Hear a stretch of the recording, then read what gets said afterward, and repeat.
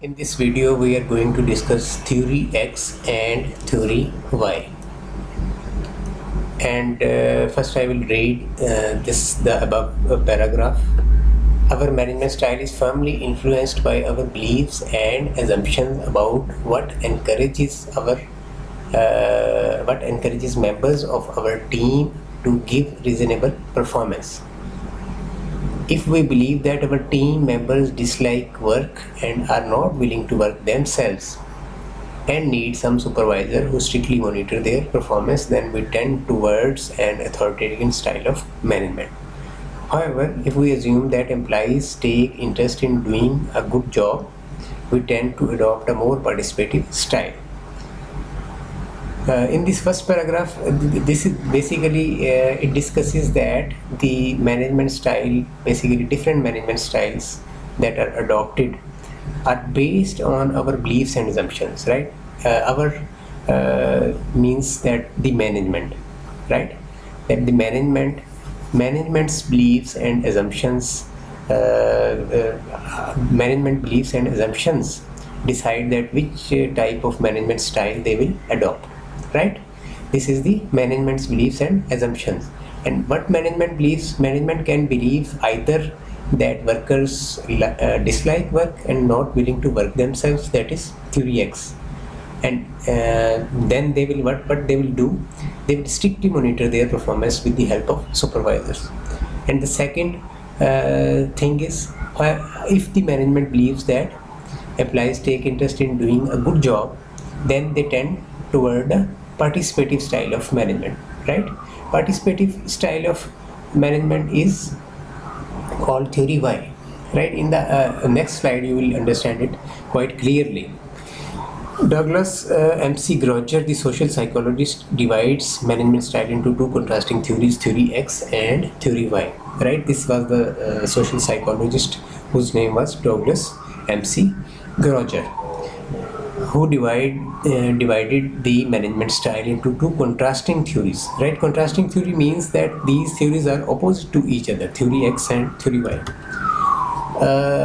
By theory X, you can understand from the word X, right? X means there is something forcefully, right?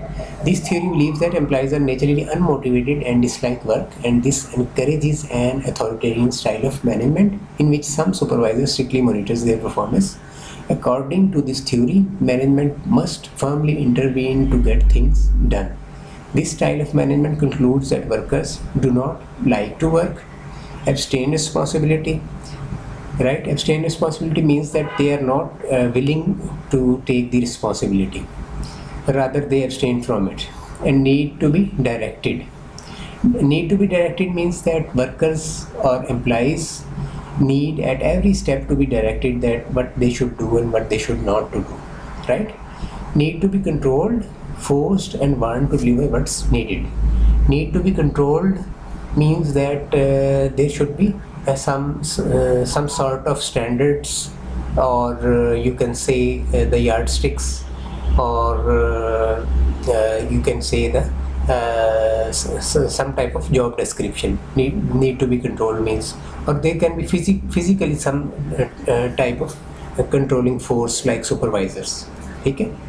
And forced means that they are not working themselves, and rather they need to be forced. And want to deliver what's needed. Want to deliver what's needed means that they should be warned at every step that you have to do so much work, and you have to deliver such results, and you have to fulfill such targets. You have to warn them that if you will not do this, then there will be something negative, and that will affect your salary or your career, right? That means that want to be delivered what's needed. Demand to be supervised at each and every step with controls put in place.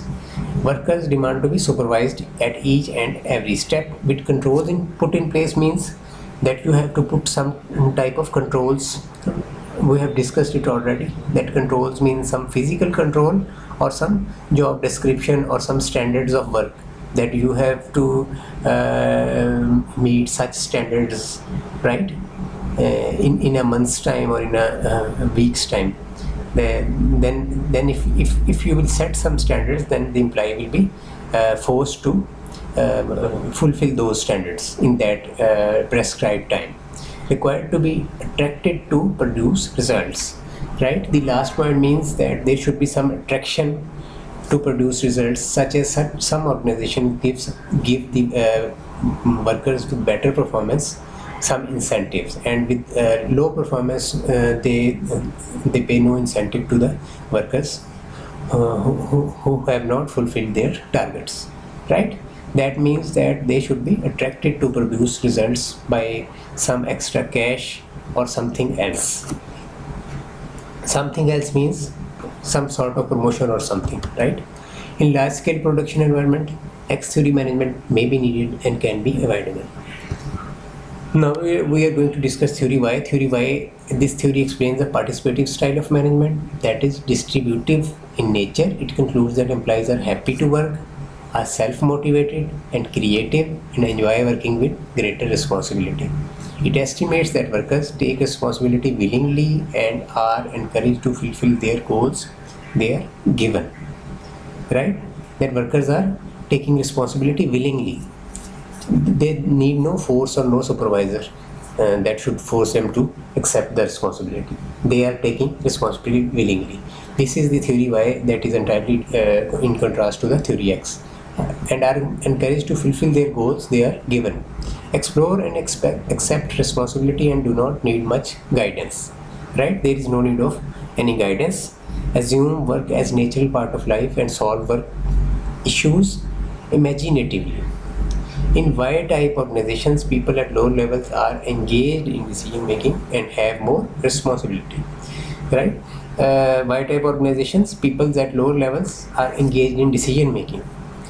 Whenever management makes some decision, they call a meeting, and then they ask all the employees to give their suggestions, and then they adopt some kind of decision, right? They take the opinion of every employee so that employees should feel more comfortable, and then they adopt the best available option. This is theory Y, and the last thing I am going to discuss in this video is that theory X and theory Y. These are not the theories that are or the management styles that are in use in different type of countries, such as developing or developed or underdeveloped, right? These theories are not used by these countries. Rather, these theories can be used by any organization in developing countries or developed countries or underdeveloped countries.